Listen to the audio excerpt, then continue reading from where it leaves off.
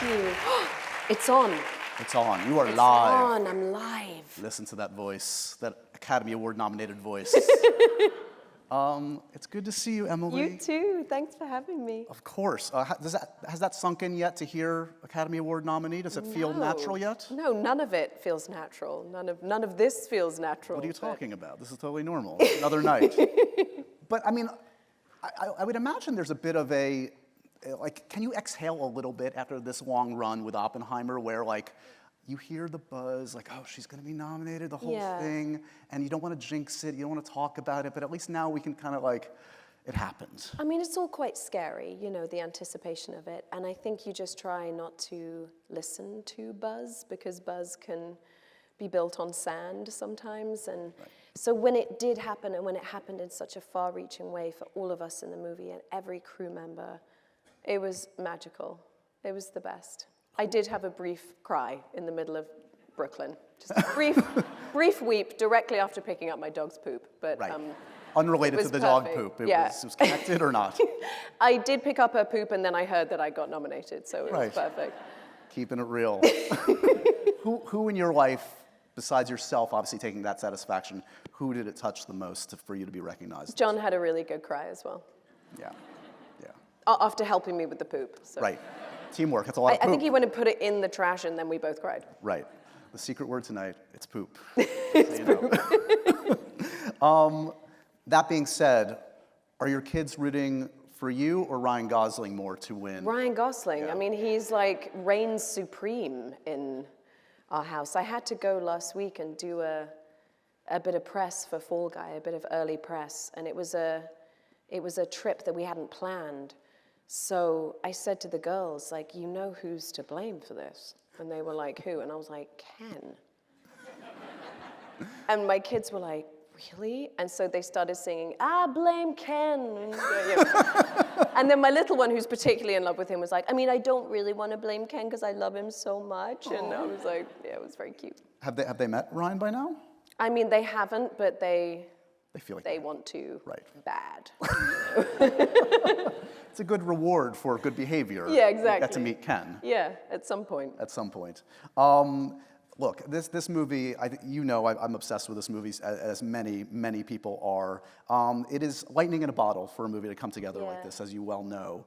The Oppen-homies are the... Have you guys heard this, about the Oppen-homies? This is a real thing. It is such a real thing. Like, Robert, I feel, is very much the instigator of keeping the Oppen-homies alive. He always likes to FaceTime me first thing in the morning, and I usually have a face mask on. And I could see this morning he was trying to get me and Killian wisely ignored his FaceTime request, but I took it. Right. Just to show him my face mask, which he rejoiced in. But I'm sure. It's the best tribe. I love those dudes so much. What caused that kind of bonding? Because, you know, we always talk about, oh, we bonded. You guys really bonded. This happened. We did, yeah. We're really a family. Have I got some Oppen-homies in here tonight? I know I do. There are actual... I know Oli and Devon are here. Are you guys here? Yeah! Two of the Oppen-homies in the house. Yeah, the environment on set, what happened? I think because we all started it in the middle of the New Mexican desert, and we were all staying in this hotel together, and that bonds people. You get really close, you get to know each other. You're not going home to your family or your other life. You are only living in this alternate reality, and we just sit and have quesadillas every night. It's just amazing. I mean, it sounds like living the dream. Working with the best filmmaker on the planet, eating quesadillas with the best actors on the planet. Yeah, but we didn't really see Chris or Killian. They were sort of right. It seems like Killian had a bit of a different experience than the rest of you. It was a heavier weight. I mean, the rest of us could just jetpack in and out, but he was in every frame. So, before we get to the actual substance of what you did, what's come in the wake of Oppenheimer is just so surprising because Chris Nolan films, they do well, they're celebrated, but a film of this type is not expected to be a near billion-dollar grossing movie. No. To inspire young people to dress as Oppenheimer going to the theater. Yeah. That happened. Yeah. So this must have been just a series of bizarre, wonderful surprises. Yes, and surprises are the best way to bring a movie out. You know, if you're counting your chickens before the movies come out, I think you can often be in trouble. And I don't know if any of us expected it to have this meteoric response. It was so jarring and startling and exciting and rewarding, ultimately, that you've made something challenging, provocative, rare, and it's 3 hours long, and people want to go, and they want to go again and again. And I have friends who've seen it 5 times, and this dog, 5 times. All in IMAX, 70 mil, got to go, So cool. whole thing. I'm curious, like, so take me back to getting this role, because Chris Nolan is all his projects are shrouded in secrecy. As I understand it, he knows kind of the actors he wants. He invites you into the club and says, what, read the script and you're in? Like, what happens? He meets everyone, so you get the call. I mean, not that he has a phone. Right. But you get a call from someone, you know. Right. And they say, Chris would like to meet you, and at which point I ran to meet him. I was so thrilled. And I sat and chatted with him, and he's wonderfully humble and understated and sort of almost nonchalant about it. You know, he has this massive, iconic, ridiculous film that he's about to make. And yet he's like, right, so do you want to read it? And, you know, here's the role of Kitty Oppenheimer, and if you're interested, love you to do it. And it's just, that's it. That's the ceremony. Yeah. And then you read this utterly astonishing script that was so visceral and so exhilarating to read. It was so perfect. And then he kind of saunters in, he goes, "Do you enjoy it?" You know, and I was like exhausted by it and so thrilled by it. And I sort of gibbered at him incoherently about how much I loved it. And he goes, "Great, yeah, should be good then. It's done." You know? End of negotiations. End of negotiations. But like, is there pressure in that moment? Because as I understand it, you're literally reading it like in his study. I read it in his library, which is already overwhelming because there's far too many books in there. He's read far too many books. So we get it, you're a smart man. You just feel stupid. You're like, I should read more books. But like, does he leave you alone? It's a long script, it's a dense script. Yeah. Does he leave you alone and say, He you've does. got 2.5 hours, here's this bell? Like, No. what happens? I want the actual nitty gritty. No, he just says, when you're done, let me know. So I texted Emma, his wife, and I was like, I'm done. And then are you putting the pressure on yourself, like, well, I also didn't know what say? to text, so I went, holy shit, I'm done. You know? And I didn't know, like... She might have thought you ruined something in the study, like you spilled something, like, you know. Yeah, so then he came in, and I think the script was so wonderful that you had so much to talk about. Right. And look, I often talk to actors about, like, you know, in approaching a role, it's more beneficial generally to look for the connections rather than the differences. There are obviously many massive differences between you and Kitty. I hope. Yeah. Yeah. I mean, I love her, but... No. Well, so, like, what did you connect with? Where is the point of intersection that you found that you could relate to? I mean, my feeling is I really tried to connect with their experience on every level. Like, you tried to connect with the whole weather system of the person, and they can be stormy and ugly and horrible and dreary, but if you can connect to, I guess, the shadow of why they're like that, I love people, I love all their weird idiosyncrasies and their grievances, and I think there was so much about her that I empathized with, that idea of that extraordinary brain wasted, you know, and decaying at the ironing board, and the anger and the simmering rage that would follow, you know, She's the a woman frustration. born in the wrong time for who she was, for what she wanted to be. And she kind of raged against the machine as best she could. Right. But there's only so much I think she could do, and then she married this icon and clearly worshipped him, loved him, supported him, was there. A hugely stabilizing force in his life, and yet she was so unstable. Yeah. I think bled for him, but I think to her own detriment. And I guess I just empathized with that, understood it, and I've seen a lot of women feel frustrated with their lot in life, that idea of being defined by being someone's mummy or someone's wife, and it's okay for that not to be enough for you, you know. And we need those women who don't want to fit into some convenient mold. Yeah. And she ultimately, I think, was a hugely influential presence in his life. Fair to say, I feel like Kitty's blood alcohol level throughout this film is always slightly above the legal limits. Like she wouldn't pass the walk test. No. I assume you're not the actor. Have you ever in your career ever thought... Been wasted? Yeah. Have you ever drunk? What's in there? Have you ever? What's in there? No, but like some actors, you know, drink to play drunk. You can't. Right? No, I've done it once, and it was a disaster. I was so paranoid and messy that I was like, it was don't worry, way back in the day. Right. I'm not even going to tell you what it was for. Yeah, I can tell, yeah. Yeah. You're like, I know which one. No, I prefer to be stone cold sober. Right. And I seem to have done this a couple of times. I think girl on the train. I'm like the go-to. Yeah, get us. Ugly drunks. No judgments. It's a fascinating character, like, because a lot of it, like, and we're gonna show an amazing scene towards the end of the film in a moment, but there's a lot of, like, sitting in silence, too. Yeah.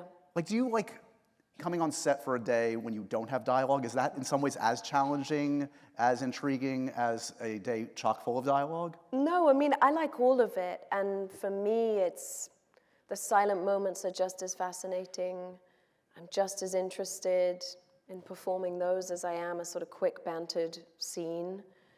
I mean, I'd make a joke to Chris and be like, am I even in focus? Like, am I just sort of a blurry, like, behind Killian for the first half of the movie? But I like all of it. Have you ever gotten lost watching an actor's performance, being like, holy shit, that's Meryl Streep delivering the performance? Right? Yeah? Constantly gripped, forget my line, just pulled, magnetized by it. Yeah, Killian will do that. Yeah.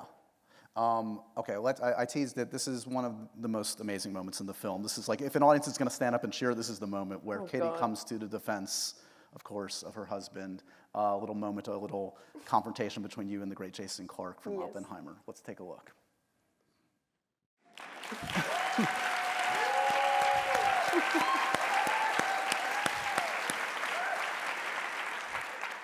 It's a good movie, and you're really good in it. Thank you. He was fun to do the scene with. Oh my gosh, he's a force too, Jason. He's such a force, and you know, when we did that scene on the day, and Chris is always so open to kind of what you might want to do. Jason was like, I think I'm going to move my chair, and I'm going to move my chair in really close. And all the other scenes, all the other hearings, he'd been at a distance, and it did give our scene this sort of intensity and aggression. And when he moved his chair in, it kind of created the right reaction in me.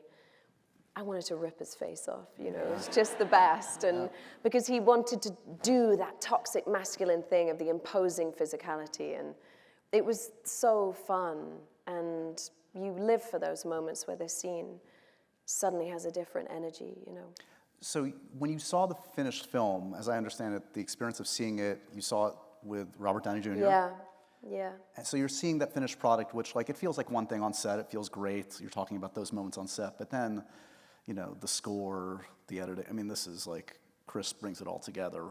What do you remember about sitting next to Robert watching the film? It's really difficult to word because it was really overwhelming, I think, for all of us, because you're right, you have this interior experience on set where you're looking out, and you're seeing everything from the inside out, and then you see the whole thing, and you feel completely ambushed and lacerated by the experience of watching it. It's so devastating and so stunning.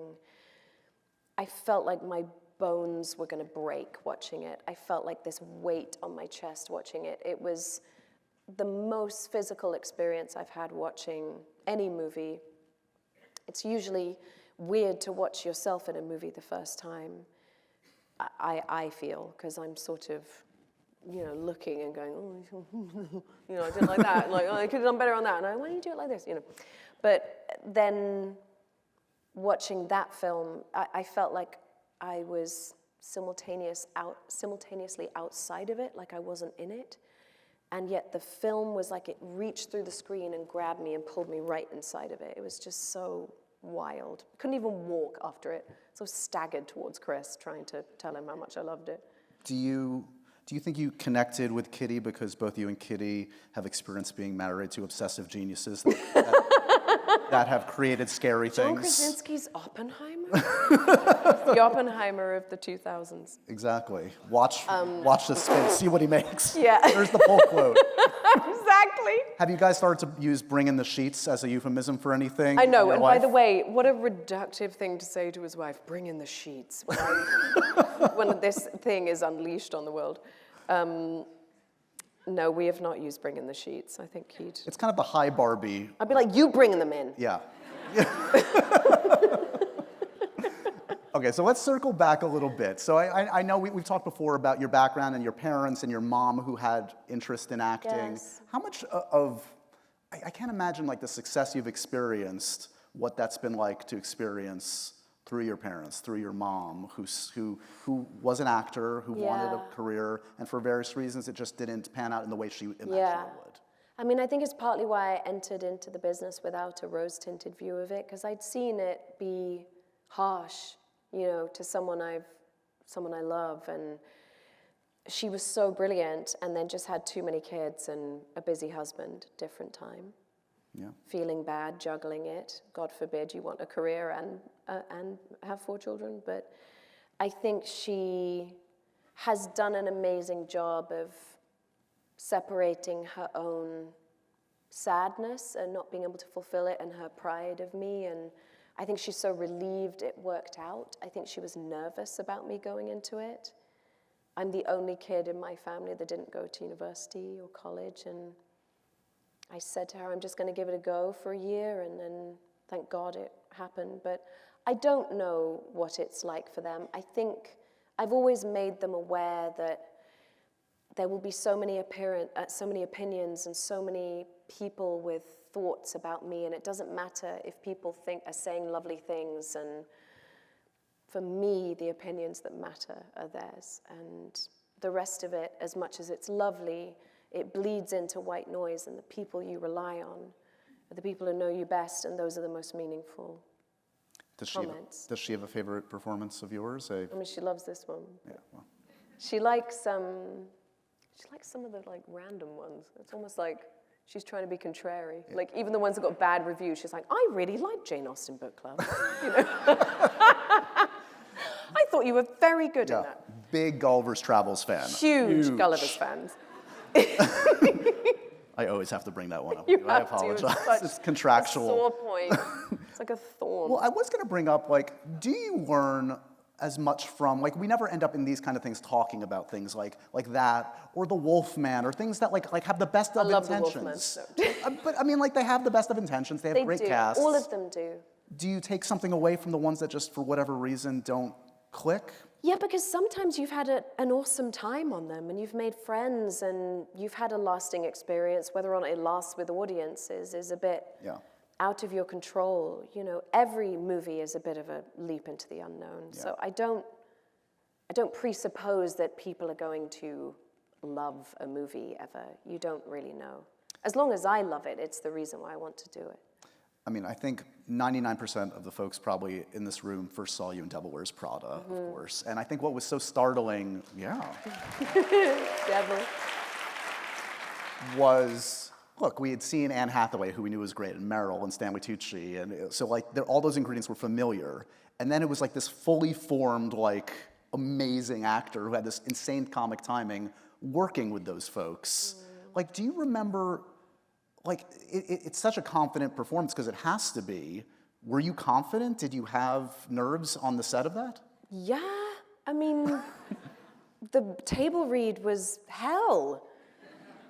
It was Meryl Streep was there. It was just, I was 22. I mean, it was really scary. And I just remember that sweaty palmed feeling of turning the pages and knowing my first line was coming up, you know. And I don't think Meryl had even entered the movie at that point, so I was just terrified. terrified. And then I remember I said my first line, which I think was, human resources certainly have an odd sense of humor. And I remember, poor Annie, and I remember Meryl going, and I was so grateful. It was just this little chortle she gave, and it was just very reassuring. There's the validation. Yeah. Let's take a look. It's been a minute, but it still holds up. Prada. They're ready. Devil Wears Prada. Take a look.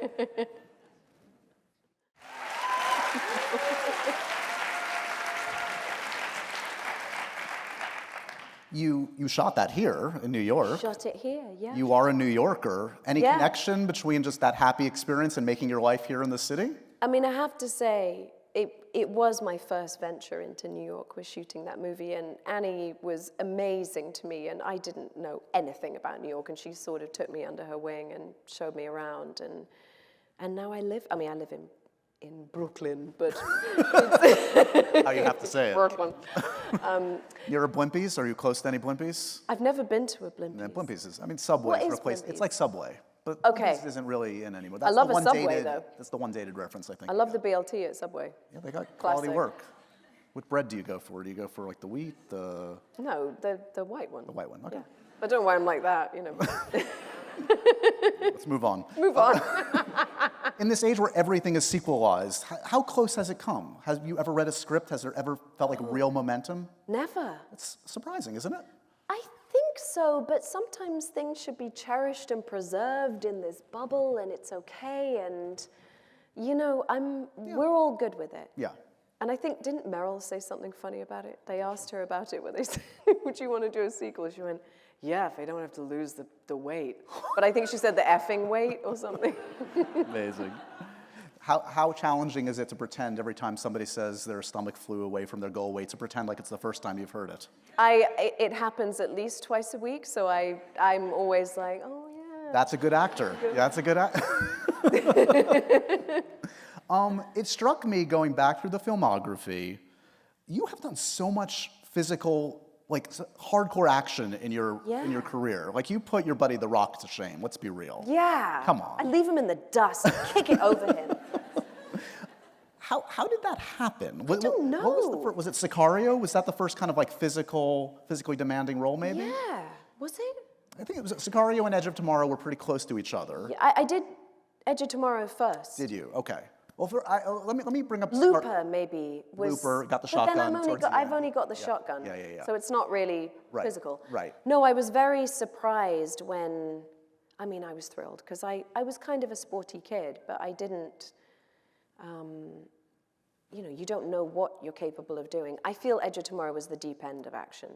Okay, so I want to get to Edge of Tomorrow in a second, but I do want to bring up Sicario because I am obsessed with that film. I watched it again this past week, just a good excuse to go back to it. The great Denis Villeneuve. Yes. You, Brolin, Benicio, all amazing in it. And the supporting cast, they got Bernthal, Kaluuya. The best. It's so good. The best. And I remember Brolin told me once, like, he didn't even realize how good that movie was going to be at the time. Yeah. Like, we were talking before about kind of like expectations and not knowing, like you always hope for the best. Like, were you surprised at how good that movie turned out, or did you have a sense of what Denis was bringing? I had a sense of it. I think Denis has this wonderfully warm, inviting quality to him that he sort of. I feel it's all like a ruse. Like he makes you feel like he doesn't know what he's doing, and he's like, "Madame, I haven't had enough coffee. I need a soda. I don't know about this thing. What do you think? What do you think?" And he knows. Yeah, no, it's all up there. It's all perfect. And just to see the great Roger Deakins work, it was like being in church. I was just like, oh, it was extraordinary. I know that there were sequences like the border crossing I thought was unbelievable when we shot it. And like the scene at the end with Benicio was like, that wasn't really written. We kind of made it up on the day. It was those wonderful, spontaneous moments that you know you've made something special. You just don't know how it will fit into the rest of the film. But I just thought the whole thing was so sinister, exciting, provocative, and like the spareness of Yeah, it. the dread that just hangs in the air of that film. That like overwhelming dread all the way through. Yeah, You worry about her. You worry about her and her in this amoral world. You've got this moral person in the middle of a amoral world, and it was just, I just was so proud when I saw it. Yeah, go back and take a look at the scene, like the scene with you and Bernthal. That's like a love scene that turns into this nasty bit of nastiness. Is just remarkable. Remarkable staging, everything about it is just fantastic. And the fight we had, we didn't overplan it, you know, so it was a really ugly fight, you know. And it feels like. It feels so real, and Bernthal used to be a boxer, so he was like, my face is mush, I don't feel it, you can hit me, I won't feel it, and I was like, I will. Amazing. You know? So there's been some buzz around that there might be finally a Sicario 3. Is this real? I hear rumblings, but there's nothing firm. Okay, you know? because Denis denied. Denis said he's Well, not. because I haven't seen anything. Like I think it's hearsay. Okay. Yeah. Okay. Edge of Tomorrow. Yeah. The other thing I'm contractually bound always to bring up with you because it's such a great piece of work. I mean, the only thing better than heroic Tom Cruise is cowardly Tom Cruise. Cowardly Lion Tom Cruise is the best. So good. He's the best He's the best scared actor in the world. Right. He's so good. And you have to be the badass in that one. You were just saying, so that's kind of your leap into the unknown. Yes. And you have to sell it right from the get-go. Every moment she's on screen, she is this iconic action hero. Did that feel, again, like was it mostly about physical prep on that, just confidence? What was the... I mean, the physical prep was a hugely transformational part of it, because I think up until that point, I thought I'd worked out. And then you get a trainer and you're like, I have not, you know. You're like, I've never worked out in my life. Right. So it was 3 months of 6 days a week, 2 workouts a day. I couldn't even move the first 2 weeks. I remember brushing my teeth like that. I was in so much pain, and I'd get up in the morning and just, even like sitting down, you'd be like, oh my God. You're just in constant pain. All my muscles were just torn and ruined. And then you start to shapeshift, and it's so exciting. And that lethal quality to the character could only really come when I looked at myself differently in the mirror, and she's stripped of all femininity, any curviness, anything feminine. She's just so... She's like a killing machine. She's a killing machine. Yeah.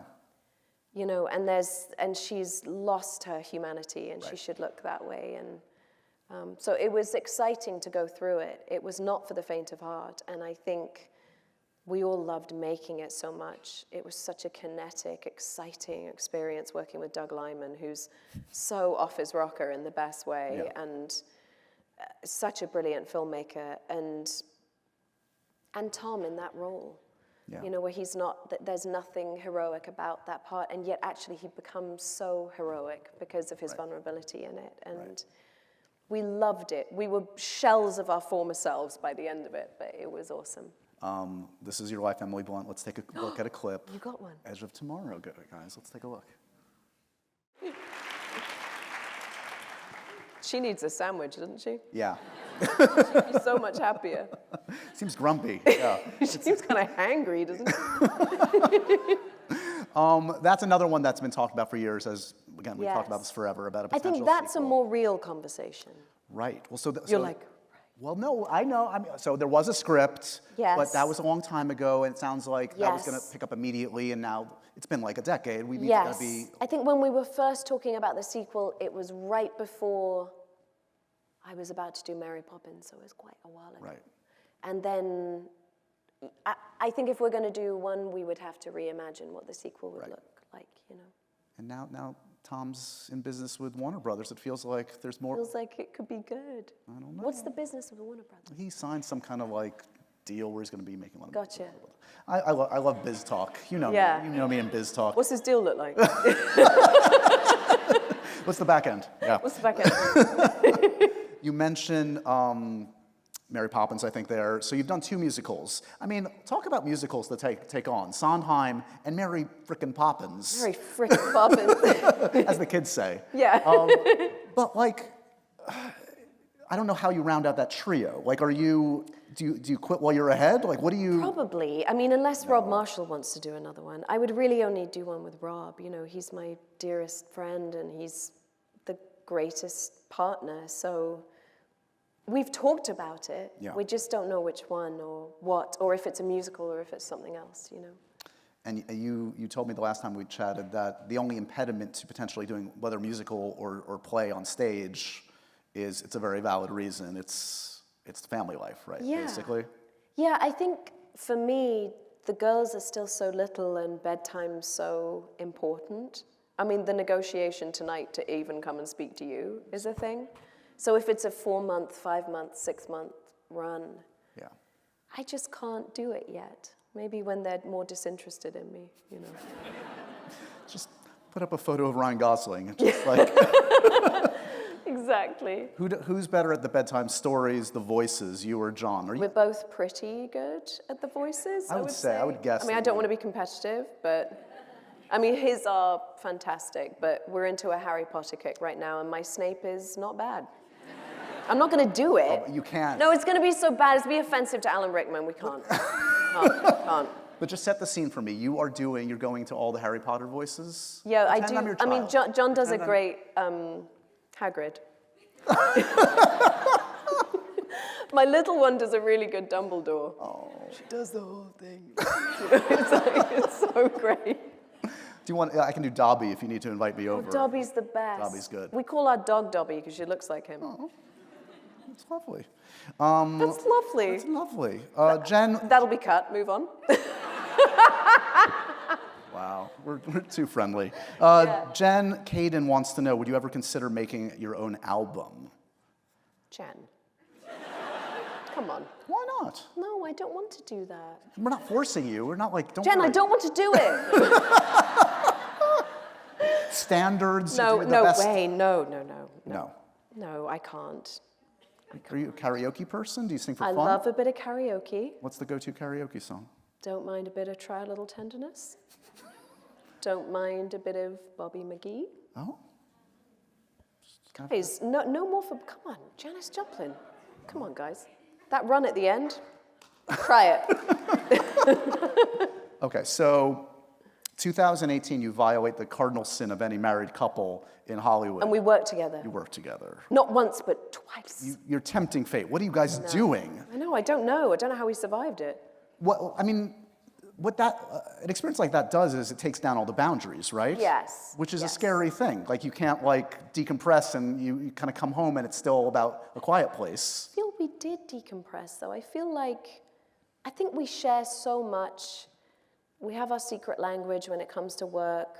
We tell each other everything. So, yes, doing a movie together was like having a wild horse in the house. It's like having a slightly dysfunctional family member that won't leave. And you're always talking about them, and they're just like, this fucking guy. You know? So sometimes after a hard day, you know, it's hard to leave it behind, but I'm a fan, you know.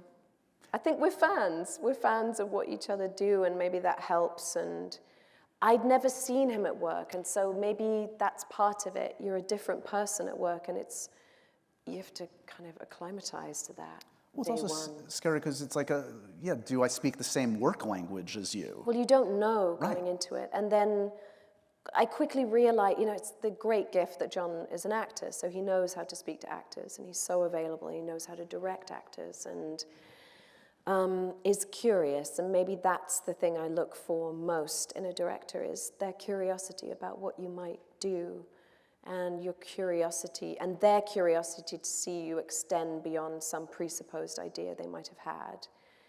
And he has all of that. And I didn't realize how visually brilliant he was.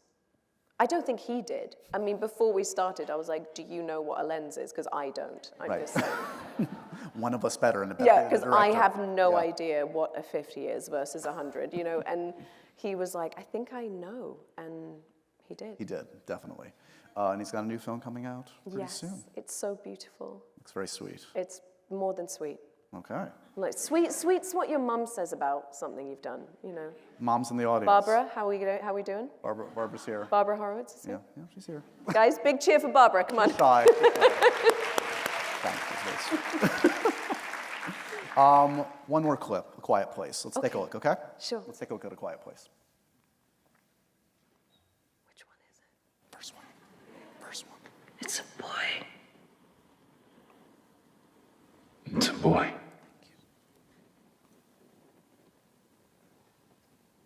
I could have carried him.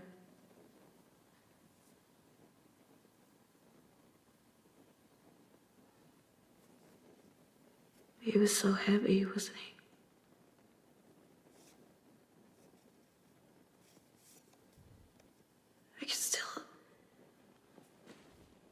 I can still feel the weight in my arms. Small, but so heavy.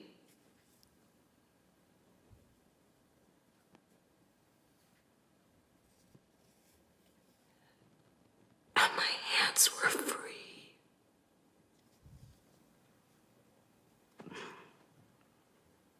I was carrying the bag, but my hands were free. You have to stop. So I could have carried him.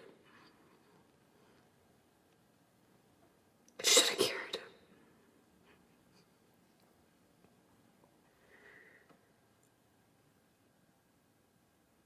Who are we? If we can't protect them, who are we? You have to protect them. Promise me. You will protect them.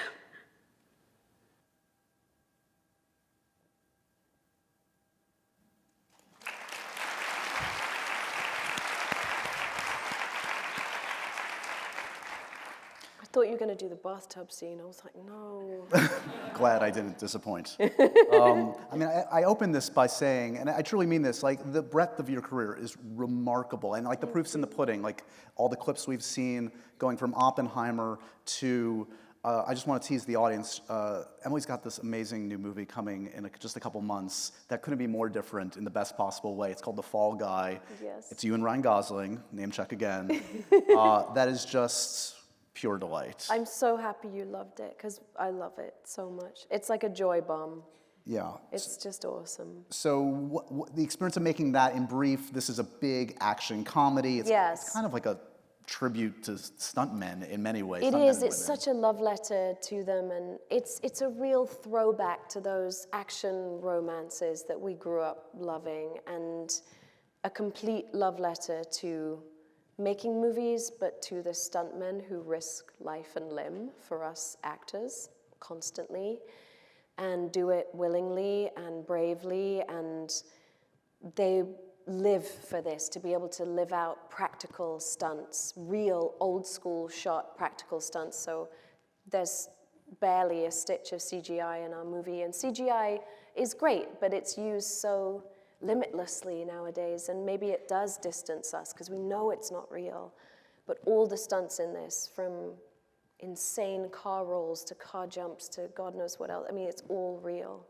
And wildly intense watching all of it happen in real time. And then the other side is just the fun repartee between you and Ryan. So he's heaven, and he's so talented and frighteningly smart and so funny. I mean, just the most quick-witted, agile actor in the world, and just a sheer delight to work with. In some ways, look, now at this stage of your career, you have the luxury of choice and opportunity, and these amazing filmmakers want to work with you. Like, in some ways, like early on in a career, it's kind of easy. You take whatever comes to you. Sure. Do you feel that at this point in your life, like it's making those choices is harder than ever, or do you feel the luxury of like, oh, I actually have some great options? I feel I've always taken choices quite seriously and thought about it, you know, at times too profoundly, probably, and I think now, because of the kids, I'm sort of specific about when I go to work, so maybe it's just more selective about what it is and when. But I think I've always cared deeply about the choices. Yeah. Always. We have some audience questions. Oh, good. Yeah, finally, the good About the my good new stuff. album. What genre of music will it be? I think this says Jean-Luc. I hope I'm saying that correctly. What type of character would you like to play in your next Nolan movie? I like that we're secreting into the universe. You're obviously going to work with Nolan again. I hope. I mean, who knows? I hope he calls me. What kind of, let's make it happen. What kind of part do you want? I don't know. I mean, I feel like whatever I invent in my head, he's going to surpass with some mind-bending, extraordinary idea. So Right. I hope he calls, that's all. We'll just leave it at that. Now, did you or did you not ever meet with him for any of the Batman films? I met him very briefly, but I don't think I was right. Well, it's okay. It worked out forever. Forgive and forget. Exactly. Except don't forget, apparently. Was it for Catwoman? Was it, do you remember? No, I think it was before that. I think it was, according to the interweb, which is never wrong. It might have been Maggie in I think Dark it Knight. was Maggie's role. Maggie or Katie Holmes. he's Katie, yeah. Yeah. Okay. Just setting the record Listen, straight. the best girl wins, all right? Always. It's all right. You beat out all those others for Kitty. You just like locked the door and you said, this part is mine. Nothing says raging drunk like Emily Blunt, okay? And Chris knows that. It's on the CV, at the bottom Exactly. of the CV. Stevie wants to know, is there any advice that you could give to young, new actors? Yes. Anything else, Stevie? Specifically regarding how to cope with the business when starting out. Okay. Put your helmet on, because it's hard. And it's okay that it's hard. And if you love it, you have access to so many different ways of putting yourself out there. You don't have to go through the traditional route. Be creative, be bold, use the interweb, as you just said, and just try to put your feet to the fire with it as much as possible, because there's always space, I feel, for new voices, exciting new ideas, and new ways of orienting us to thinking a different way. And if you have an idea and you think you've got it, you should pursue it. It's an extraordinary business. It's not always easy. It has pitfalls. You have to live in the trenches sometimes. It can sometimes not be fun, but it can be euphoric, and I understand why people are intoxicated by it, and there's a magnet towards wanting to do it, because it's amazing. And if you think you have it, then go for it. I love it. Perfect. You earned that sip of water. That was good. Stevie. You're welcome. Kate J. would like to know, what is your process as an actor approaching dialects? And what was the most challenging aspect of nailing Kitty's voice? So I have a wonderful dialect coach called Liz Himmelstein, and every time I do an American accent, I love to work with Liz. And she's awesome. I've worked with her since, oh my God, since the Jane Austen Book Club, probably. It's 2 more references than I thought to the Austin Book Club one night. You got to give it some love. Yeah. I love an accent. I love a specific dialect. And I think I had an instinct with Kitty that she should speak at a sort of velocity that was exciting and intimidating. I think there was something performative about her. There was something about her, from everything I read, just someone said about her, they said Kitty didn't do big talk. Kitty didn't do small talk, she only did big talk. And it was such a great way in to understanding her and how she wanted to be perceived. She couldn't have cared less about what people thought of her, and she could be mean as a snake. But she was so exciting and verbose. So there were clues in the script, clues in the book, and then Liz and I listened to a lot of cool broads from the 40s, and especially someone maybe who started out as an ingenue and then got older, and what happens to the voice and where does she go. And we found one person particularly that I really became fixated on, and she was a big inspiration for Kitty, you know. You said she didn't, you think she didn't care what people thought about her. Do you care enough, too little, too much about Me? what people think of you? I mean, I really, such a hard question because I care about certain people. I care what certain people think of me. But I feel so much of it is out of my control. So most of it you have to kind of let slip through your fingers, you know, the opinions that people might form. That can also become like white noise, even if it's sort of negative or positive. It can all sort of become in the background. I really don't do social media, which probably helps, that I'm sort of blissfully unaware of the love or loathe, you know? So Mostly love, but, well, you but don't it's a scary know, place like, out there, yeah. Yeah, it can be a slippery slope, right? And there could be one thing that would stick in your mind. Right. But of course I care what people I care about think, you know? Yeah. I'm going to butcher the name. Shantanu wants to know, were you a history buff prior to Oppenheimer? No, Shantanu. No, I mean, No era of history you were no? Okay. Oh. No, I mean, I read the Oppenheimer, the American Prometheus tome that we had to all read, and that was pretty extensive, but I mean, I couldn't rattle it off to you, but I wasn't asking. Shantanu's like, say it, do it. LB wants to know, you span so many genres as an actor. Would you ever want to direct? Maybe one day. I don't know quite yet if I want to, but I'm becoming increasingly interested, and yeah, maybe one day.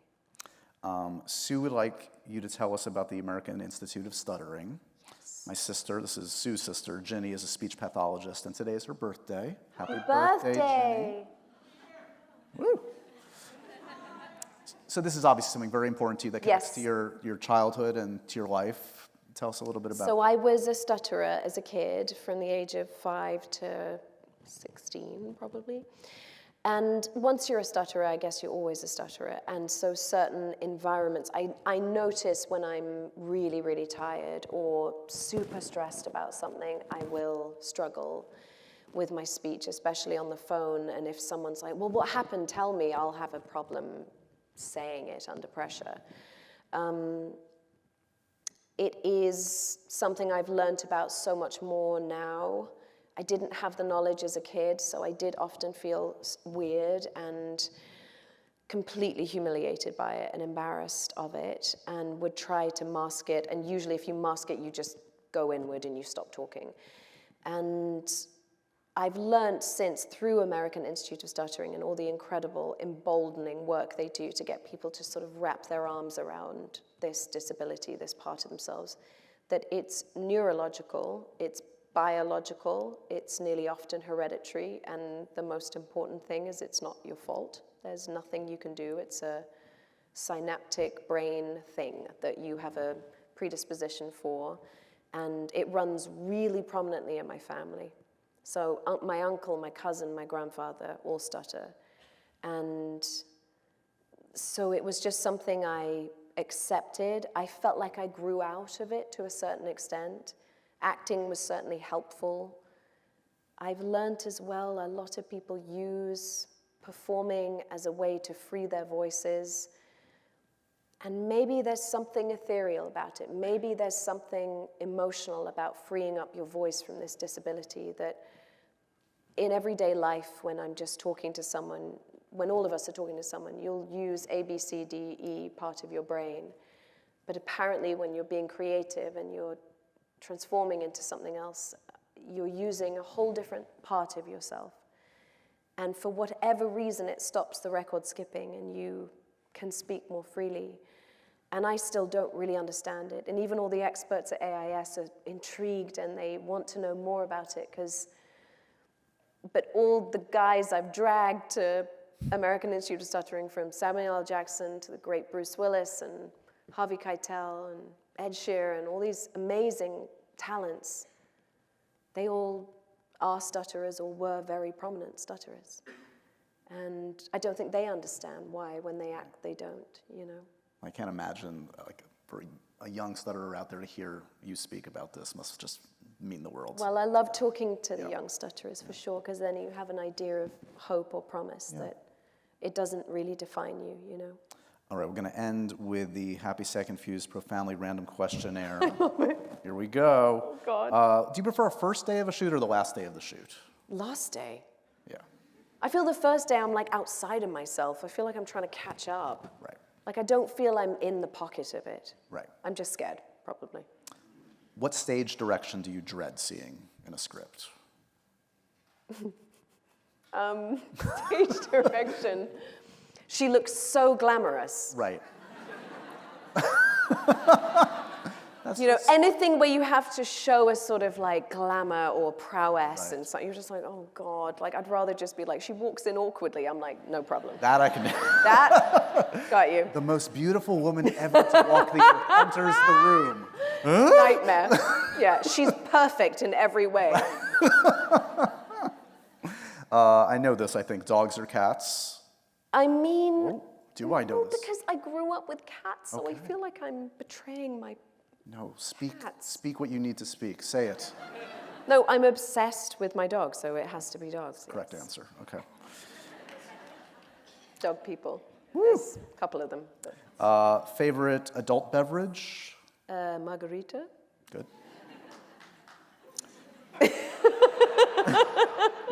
Adult beverage. I think we know this. Harry Potter, Lord of the Rings. It sounds like you Harry are. Potter. Harry Potter. Okay. Harry Potter. They're rebooting it. We can get you in the new one. Are they? They're doing the TV series. It just came to me. Wait, new kids? It can be new kids. You could play the kid. You could play Hermione. Are there new books? No. They're gonna do a more fully fleshed out series. Really get into the nitty gritty. I love that you thought I could be Hermione. Can you imagine? You can do anything you set your mind to. Sure, but not play an 8-year-old. Well, John could be Hagrid. He would be great. Weirdest place you've ever been recognized? I was, no, it's not weird enough, probably. Thank you for the A bar high. porta potty. You never want that, like as you're coming How out was of someone else in the porta porta? Okay, got it. potty. I You wasn't walked out. in there with Right. someone. Okay, I just don't know. I didn't. No, I was on a hike and then I stopped and had one, a pee, guys, a pee. Stopped and had one. Why would I even say that? That's how you say it. That's like, I had one. Yeah. And so I had a pee, and then I came out of the porta potty and there was someone there, and Yeah. they're like, oh my God. Yeah, sorry about that. I forgot that. That was you. Yeah, I should.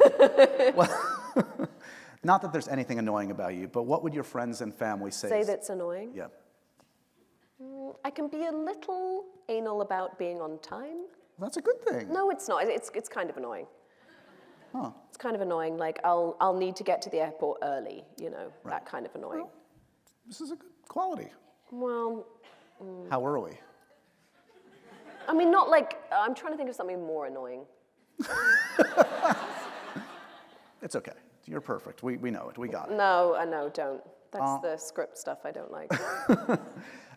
I think you told me at a previous conversation you were fascinated by what other people are scared of. Yeah. So what are you scared of? What's your do you have a phobia? Cockroaches. Cockroaches. Okay. Cockroaches, anything that moves too fast and furtively. I'm not disagreeing. I got Like yeah. when we were in Australia shooting Fall Guy. Have you seen the spiders? Have you, they're like that. They're like that. They're not even one hand, they're two. They're two. It was one of those massive ones, the huntsman spiders. I was sitting outside on the terrace and I suddenly looked in the house and I saw one just lurking on the wall. And I was like, John, you're up. You're up. I said, I will not do that. That is not my thing. Yeah. Seeing him try to bravely put a Tupperware over it was one of the best things I've ever seen. Because he walked up and he was trying to be brave. He went, okay, I'm just going, you know what? Yeah, this is fine. You know what? I'm going to do it. I'm just going to, here we go. Okay, here we go. There we go. Oh my God, okay. But talking himself up. Right. And then he slid the paper underneath and it was very still. And he took it outside. And then he said he got very scared because right before he released it, it just went brrr around the thing.